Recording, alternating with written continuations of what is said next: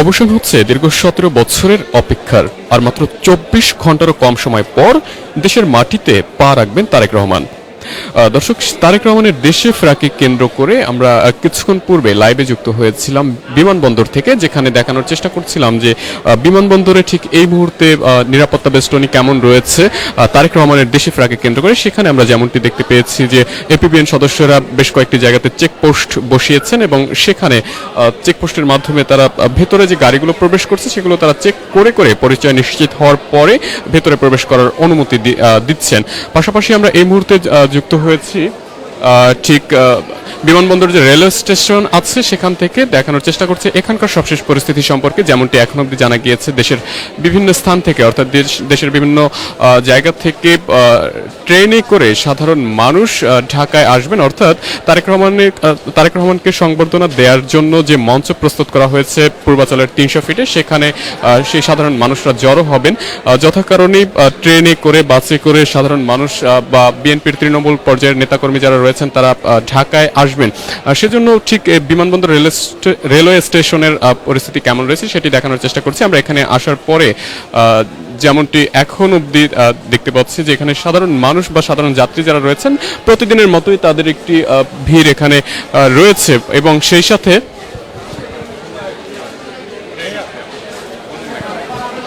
Train আসছে, বুঝবেন না, দেখেন ট্রেন কি একটা অবস্থা। প্রতিদিনের মতোই আমরা যেমনটি লক্ষ্য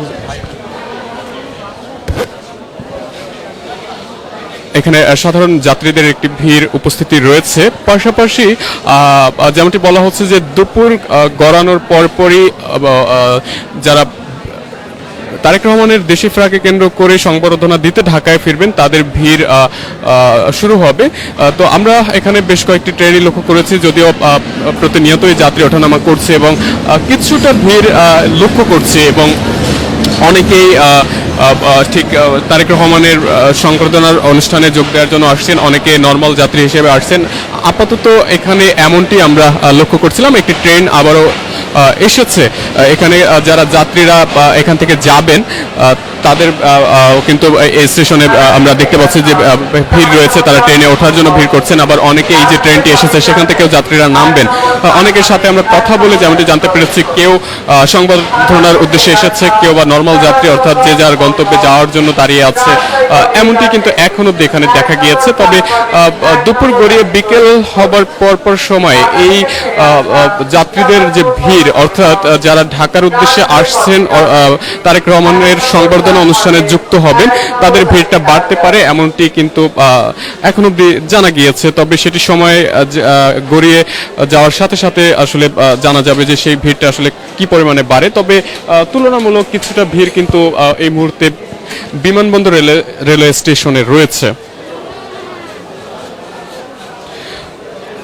দর্শক, একটু জানিয়ে রাখতে চাই যে বিএনপির দলীয় সূত্রে যেমনটি জানা গিয়েছে যে লন্ডনের স্থানীয় সময় আজ সন্ধ্যা 6:15 এবং বাংলাদেশ সময় রাত 12:15 লন্ডনের হিথ্রো বিমানবন্দর থেকে ঢাকার উদ্দেশ্যে রওনা হবেন তারেক রহমান এবং বিমান বাংলাদেশ এয়ারলাইন্সের BG 202 ফ্লাইটে ঢাকার উদ্দেশ্যে তিনি রওনা হবেন। এখন অবধি তাদের দলীয় সূত্র থেকে এমনটি জানা গিয়েছে।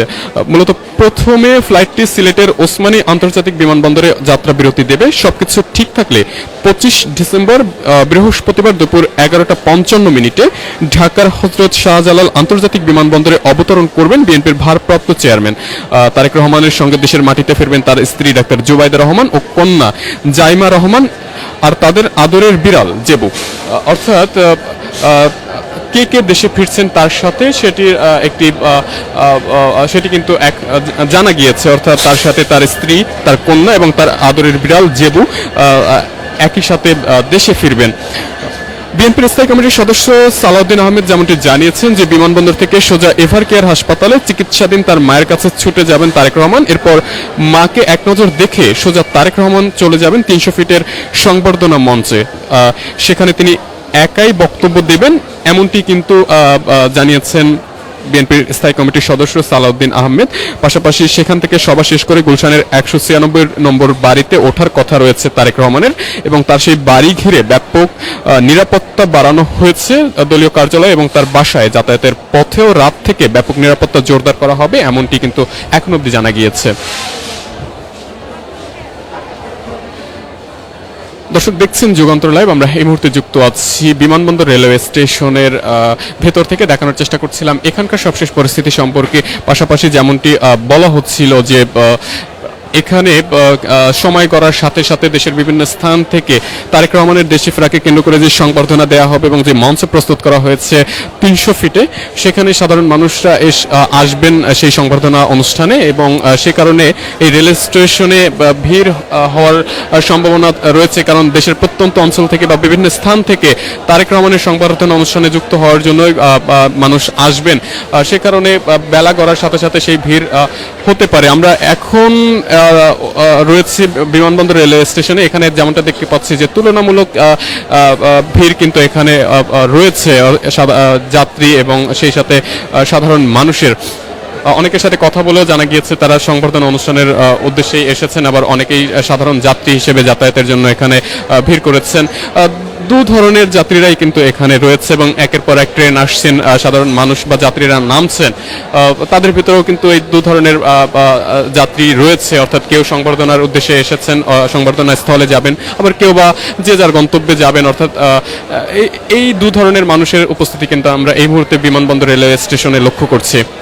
দর্শক, আমরা আবারও যুক্ত হব যুগান্তরের অন্য লাইভে। ততক্ষণ পর্যন্ত সকলে ভালো থাকুন, সুস্থ থাকুন, সে সাথে থাকুন যুগান্তরের সাথেই।